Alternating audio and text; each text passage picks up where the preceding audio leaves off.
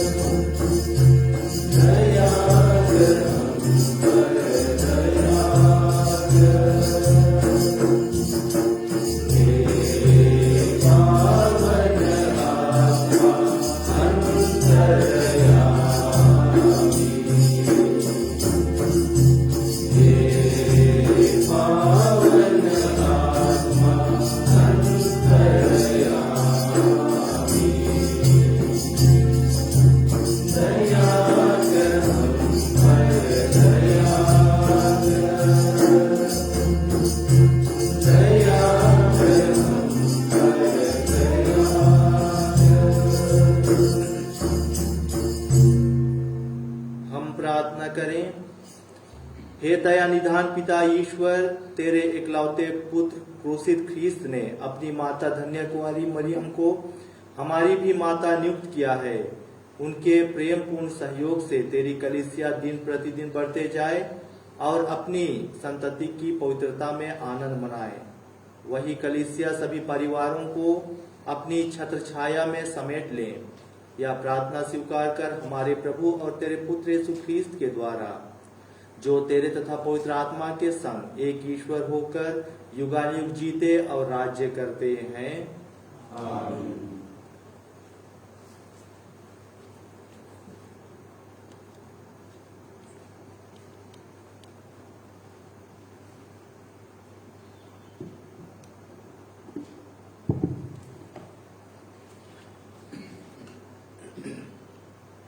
उत्पत्ति ग्रंथ से आज का पहला पाठ।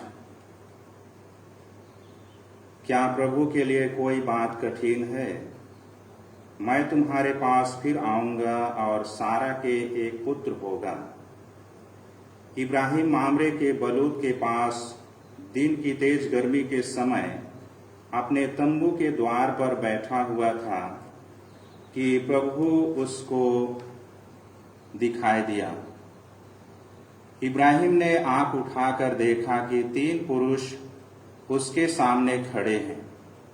उन्हें देखते ही वह तंबू के द्वार से उनसे मिलने के लिए दौड़ा और दंडवत कर बोला, हे प्रभु, यदि मुझ पर आपकी कृपा हो तो अपने सेवक के सामने यूं ही ना चले जाएं।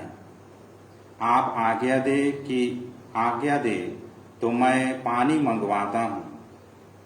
आप पैर धोकर वृक्ष के नीचे विश्राम करें। इतने में मैं रोटी लाऊंगा। आप जलपान करने के बाद ही आगे बढ़ें। आप तो इसलिए अपने सेवक के यहाँ आए हैं।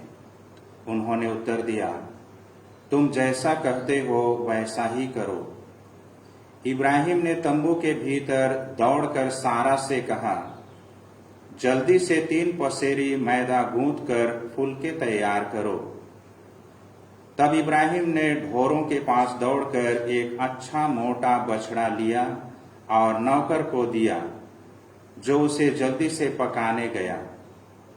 बाद में इब्राहिम ने दही, दूध और पकाया हुआ बछड़ा लेकर उनके सामने रख दिया, और जब तक वे खाते रहे वह वृक्ष के नीचे खड़ा रहा। उन्होंने इब्राहिम से कहा, तुम्हारी पत्नी सारा कहाँ है?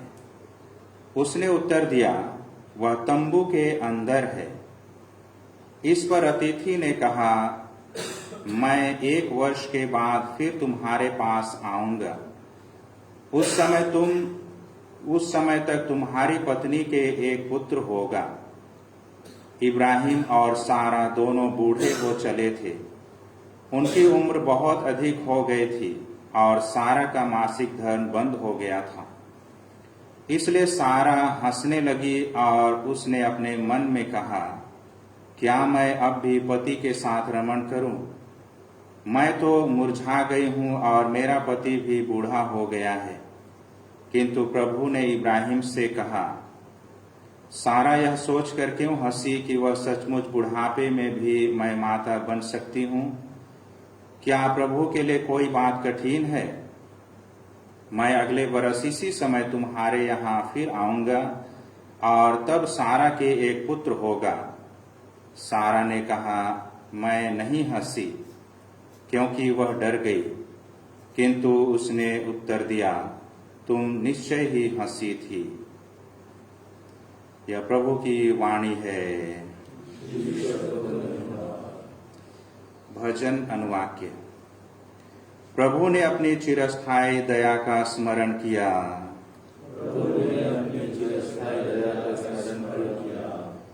मेरी आत्मा प्रभु का गुणगान करती है। मेरा मन अपने मुक्तिदाता ईश्वर में आनंद मनाता है। अनुवाक्य। प्रभु ने अपनी चिरस्थायी दया स्मरण किया। उसने अपनी दासी की दीनता पर दयादृष्टि की है। अब से सब पीढ़ियां मुझे धन्य कहेंगी, क्योंकि सर्वशक्तिमान ने मेरे लिए महान कार्य किए हैं। पवित्र है उसका नाम। प्रभु ने अपनी चिरस्थायी दया का स्मरण किया। अनुवाक्य।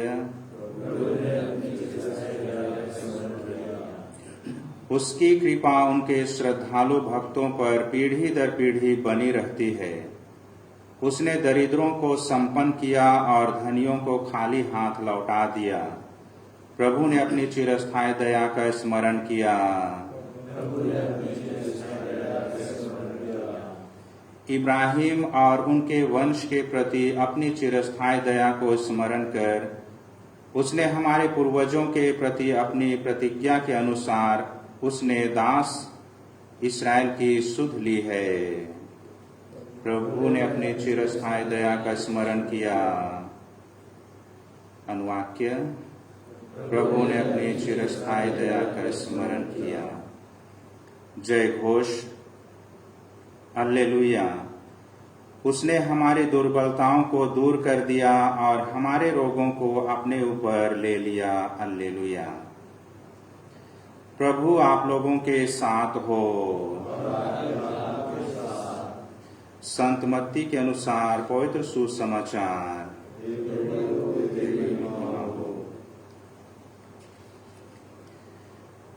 बहुत से लोग पूर्व और पश्चिम से आकर इब्राहिम, इसहाक और याकूब के साथ स्वर्ग राज के भोज में सम्मिलित होंगे। यीशु कफरनाहुम में प्रवेश कर ही रहे थे कि एक शतपति उनके पास आया और यह कहकर विनय करने लगा, प्रभु, मेरा नौकर घर में पड़ा हुआ है, उसे लकवा हो गया है और वह घोर पीड़ा सह रहा है। यीशु ने उससे कहा, मैं आकर उसे चंगा कर दूंगा। शतपति ने उत्तर दिया, प्रभु, मैं इस योग्य नहीं हूं कि आप मेरे यहाँ आए। आप एक ही शब्द कह दीजिए और मेरा नौकर चंगा हो जाएगा। मैं एक छोटा सा अधिकारी हूं, मेरे अधीन सिपाही रहते हैं। जब मैं एक से कहता हूं जाओ तो वह जाता है, दूसरे से आओ तो वह आता है, और अपने नौकर से यह करो तो वह करता है। यीशु यह सुनकर चकित हो गए और उन्होंने अपने पीछे आने वालों से कहा, मैं तुम लोगों से कहे देता हूं, इस्राएल में भी मैंने किसी में इतना दृढ़ विश्वास नहीं पाया। मैं तुमसे कहता हूं, बहुत से लोग पूर्व और पश्चिम से आकर इब्राहिम, इसहाक और याकूब के साथ स्वर्ग राज्य के भोज में सम्मिलित होंगे, परंतु राज्य की प्रजा को बाहर अंधकार में फेंक दिया जाएगा।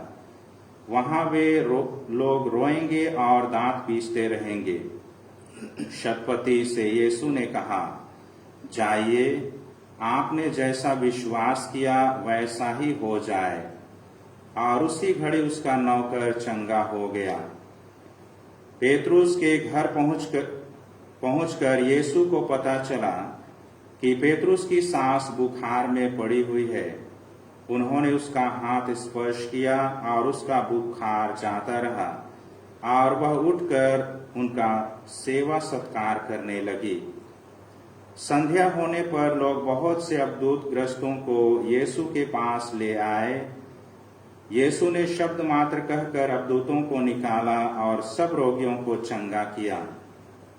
इस प्रकार नबी इसायास का यह कथन पूरा हुआ, उसने हमारे दुर्बलताओं को दूर कर दिया और हमारे रोगों को अपने ऊपर ले लिया।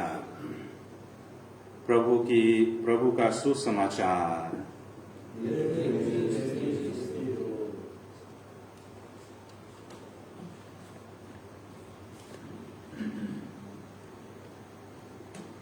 प्यारे माता पिता, भाइयों बहनों, आप लोगों ने टाइटैनिक फिल्म देखा होगा। ये टाइटैनिक फिल्म जो था, ये एक बहुत ही बड़े पानी जहाज पर आधारित था। और इस पानी जहाज को बनाने के लिए लाखों करोड़ों का ये जो डेवलप्ड कंट्री है, यूनाइटेड स्टेट ऑफ अमेरिका, ये कंट्री के लोगों ने इनको बहुत ही बड़ा फंडिंग किया था।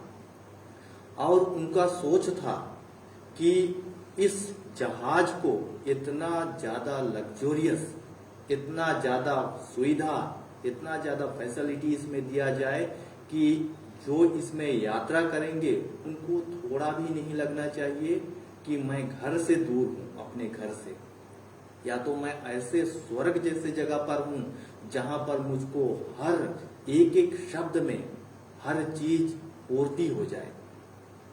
ऐसे उन्होंने सोचा था। और उसमें ये दरवाजा के पास जहां एंट्रांस और एग्जिट होता है, घुसने के लिए और बाहर निकलने के लिए, उस दरवाजा पर लिखा हुआ था, not even God can touch the ship.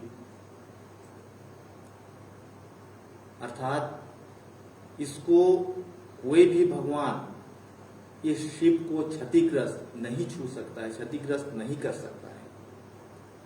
और उनका विश्वास था, इतना बड़ा जहाज है, इतना अच्छा है, हर चीज की सुविधा है, कुछ नहीं होगा, ये सालों साल, बरसों तक चलेगा, पीढ़ी दर पीढ़ी चलेगा, जब इसका सही मेंटेनेंस किया जाए, जब सही रिपेयर किया जाए, जब सही तरीका से इसको देखा जाए। और वे बहुत ही ज्यादा आनंदित थे, बहुत ही ज्यादा खुश थे। लेकिन आगे हम इसमें देखते हैं किस प्रकार से आगे चल करके छोटा सा जो दिखता है बर्फ का टुकड़ा, जो हो सकता है अंदर बहुत ही बड़ा था होगा, लेकिन उस बर्फ के टुकड़े से ये टकरा करके चकनाचूर हो जाता है और उनकी जो सौपन रहती है, उनकी जो मानसा रहती है, वह वहीं पर टूट जाता है, वहीं पर बिखर जाता है, वहीं पर समाप्त हो जाता है। और इसमें का एक व्यक्ति जो था वह अंत में ईश्वर को खोजने लगता है, ईश्वर को पूछने लगता है, अनायास ही ईश्वर की ओर उन्मुख होने लगता है। आज के सुसमाचार में हमने सुना किस प्रकार से एक शतपति, जिसका नौकर चाकर हर लोग थे इसको सहायता करने के लिए, एक से कहता था आने के लिए आते थे, एक से कहता था जाने के लिए जाते थे, अर्थात इसके लिए कोई भी ऐसा चीज नहीं था जो इसके कहने पर नहीं होता था। यह व्यक्ति इतना लोगों से संपन्न था, फिर भी एक बीमारी है, एक बीमारी जो कि लकवा की बीमारी, उससे वह निजाज नहीं पा सकता है अपने नौकर का।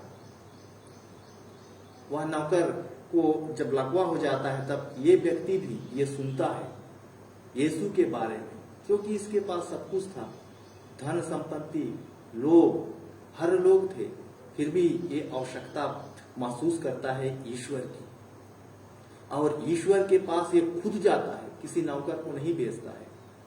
इसको हो सकता था जिज्ञासा थी, लालसा थी, यीशु के बारे में हो सकता है ये सुना था होगा, फिर भी ये एक विश्वास रूपी बीज को अपने हृदय में संजोए करके यीशु के पास जाता है और यीशु से अनुनय विनय करता है। वह कहता है कि मेरा नौकर लकवाग्रस्त है, आप उसे चंगा कर दीजिए। और जब यीशु उसके घर आने की बात कहते हैं तो वह एक प्रकार से मना करने के समान अपने शब्दों में कहता है, आप एक ही शब्द कह दीजिए, आप यही से उसको चंगा कर दीजिए। मैं इस योग्य नहीं हूं कि आप मेरे घर आइए, क्योंकि मैं तो पाप से भरा हुआ हूं, मैं तो हर प्रकार के दुनियाई चीजों से भरा हुआ हूं, और आप ऐसे जगह पर कैसे आ सकते हैं। और सचमुच में जब ये वापस जाता है तब अपने नौकर को चंगा वहां प्राप्त पाता है, वह चंगा हो जाता है। प्यारे माता पिता, भाई और बहनों, यीशु के पास आना अर्थात अपने भारी बोझ से मुक्ति पाना, यीशु के पास आना अर्थात चंगाई प्राप्त करना, यीशु के पास आना अर्थात परिपूर्ण जीवन प्राप्त करना, यही है आज का संदेश। आइए वही प्रभु यीशु ख्रिस्त आज हमारे हृदय में भी यही बातों को कहते हैं, अपने पास बुलाते हैं। जो भी समस्या है, जो भी तकलीफ है, जो भी मुसीबतें हैं, जैसे भी हम हैं, वह हमको उसी प्रकार से अपने पास बुलाते हैं और हमको एक नया जीवन प्रदान करते हैं। आइए हम हमारे जीवन में झांक करके देखें, क्या हम यीशु के पास जाने के लिए तत्पर हैं? क्या हम यीशु पर विश्वास करते हैं? क्या हम हमारी समस्याओं के समय, हमारी दुख तकलीफ के समय, हमारी मुसीबत के समय, क्या हम यीशु की ओर अनायास ही हम सोचने लगते हैं, उसके पास आने का प्रयत्न करते हैं? यदि आज तक नहीं भी किए होंगे, नहीं भी सोचे होंगे, तो प्यारे माता पिता, भाई और बहनों, यही समय है प्रभु के पास आने का। प्रभु हर लोगों को स्वीकारते हैं, चाहे वह कितना भी कमजोर क्यों ना हो, कितना भी पाप से भरा हुआ क्यों ना हो, कितना भी दुखित क्यों ना हो। यीशु हर मनुष्य से प्यार करते हैं।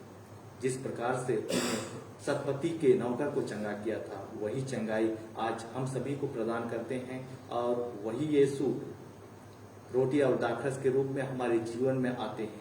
आइए हम यीशु से जो हमारी आवश्यकता है उसको उसके सामने रखें, उससे मांगें, उससे प्रार्थना करें। E13 है।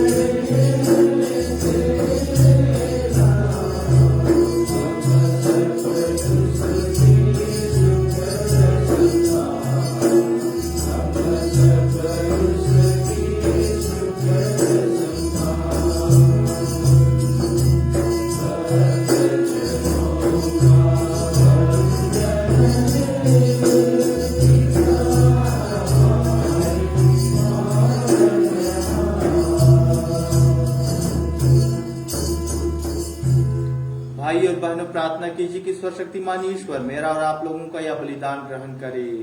प्रभु के नाम की स्तुति तथा महिमा करे और हमारे दान में समर्पित कलीसिया के लाभ के लिए आपके हाथों से यह बलिदान स्वीकार करे। हम प्रार्थना करें।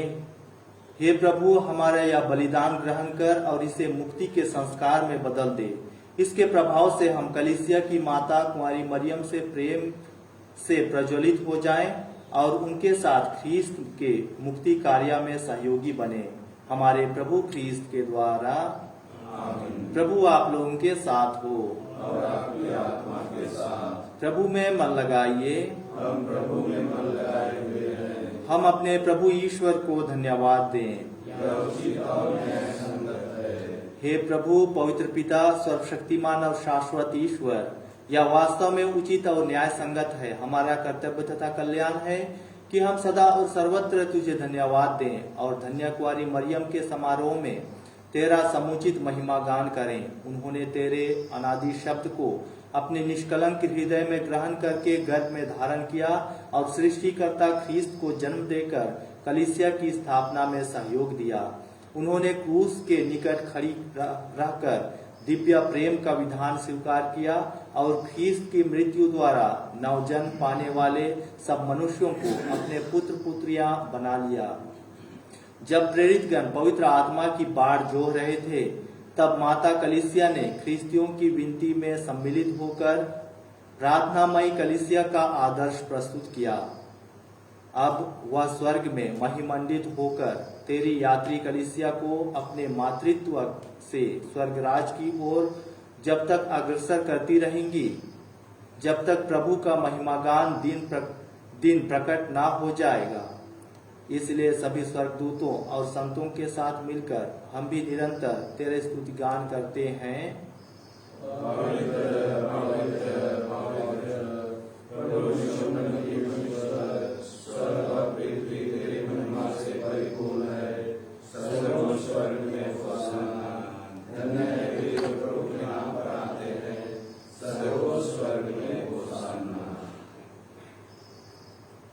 हे प्रभु, तू वास्तव में पवित्र है, सारी पवित्रता का स्रोत है। हम तुझसे प्रार्थना करते हैं, तू इन पहाड़ों को अपने आत्मा के संस्पर्श से पवित्र कर दे कि यह हमारे प्रभु यीशु ख्रीस्त का शरीर तथा रक्त बन जाए। जब वे स्वेच्छा से मृत्यु के लिए सौंपे गए, उन्होंने रोटी ली, तुझे धन्यवाद दिया और रोटी तोड़कर उसे अपने शिष्यों को देते हुए कहा, तुम सब इसे लो और इसमें से खाओ, क्योंकि यह मेरा शरीर है जो तुम्हारे लिए बलि चढ़ाया जाएगा।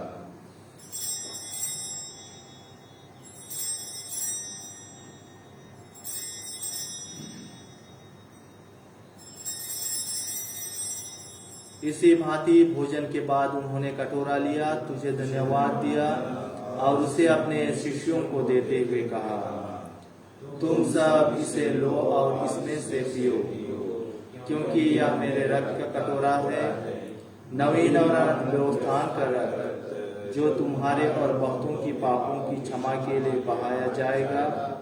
तुम मेरी स्मृति में यह करो।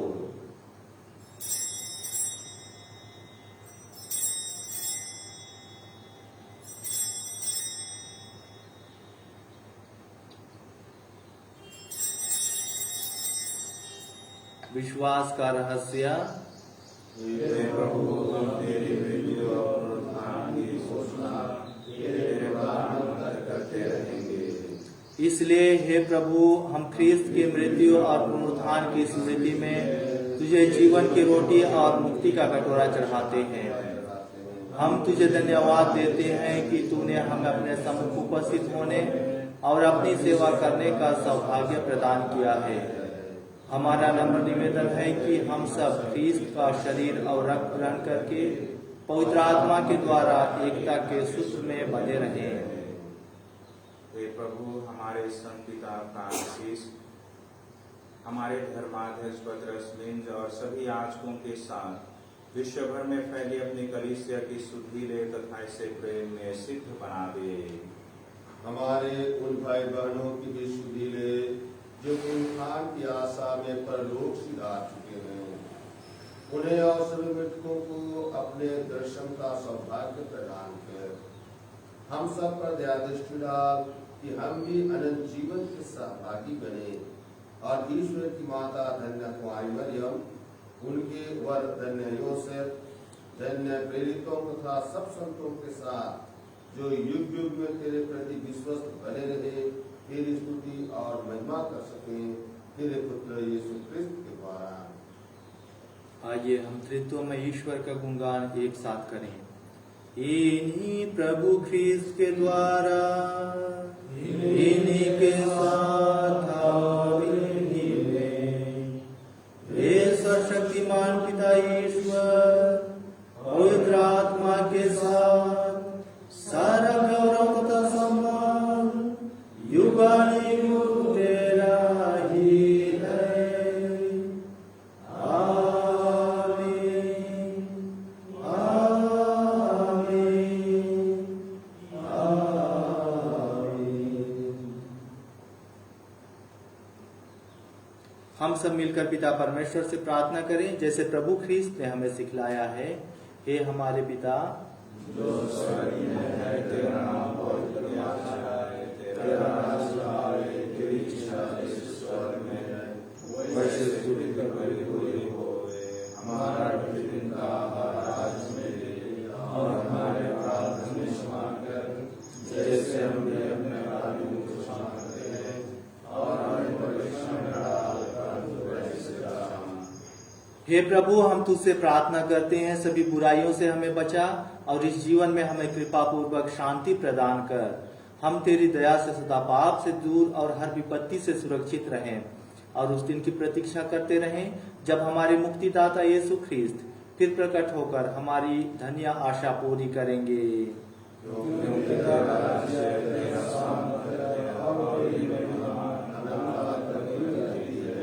हे प्रभु यीशु ख्रीस्त, तूने अपने प्रेरितों से कहा है, मैं तुम्हारे लिए शांति छोड़ जाता हूँ, अपनी शांति तुम्हें प्रदान करता हूँ। तू हमारे पापों पर नहीं, अपनी कलीसिया के विश्वास पर दृष्टि डाल और कृपा पूर्वक उसे शांति तथा एकता प्रदान कर। तू जो युगानुयुग जीता और राज्य करता है। आमीन। प्रभु की शांति सदा आप लोगों के साथ हो और आपकी आत्मा के साथ। परस्पर प्रेम भाव रखिए। ईश्वर के नियम ने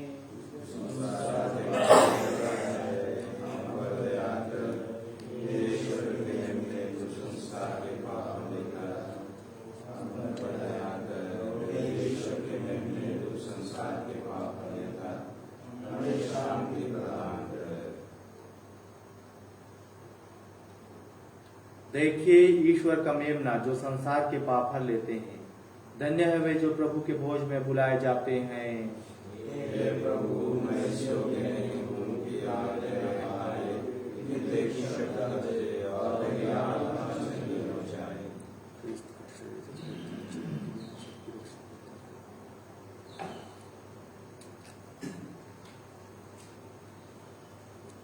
F50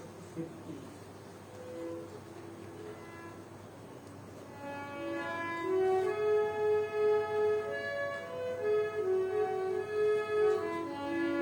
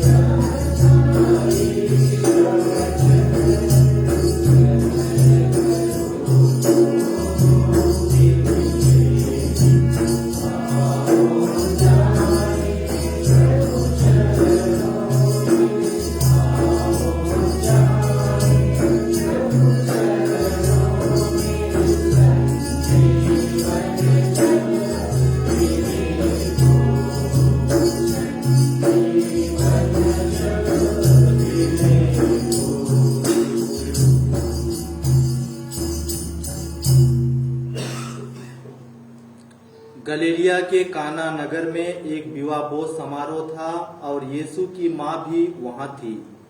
जब यीशु ने पहला चमत्कार कर अपनी महिमा प्रकट की और उनके शिष्यों ने उनमें विश्वास किया।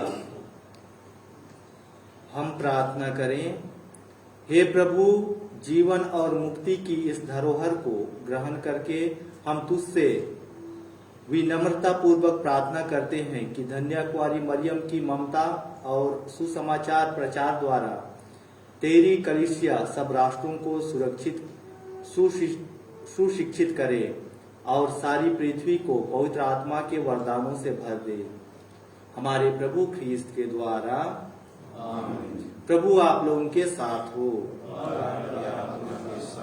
सर्वशक्तिमान ईश्वर पिता और पुत्र और पवित्र आत्मा आप लोगों को आशीर्वाद प्रदान करे। आमीन। आप लोग विदा लें। मिस्सा संपन्न हुआ। ईश्वर को धन्यवाद।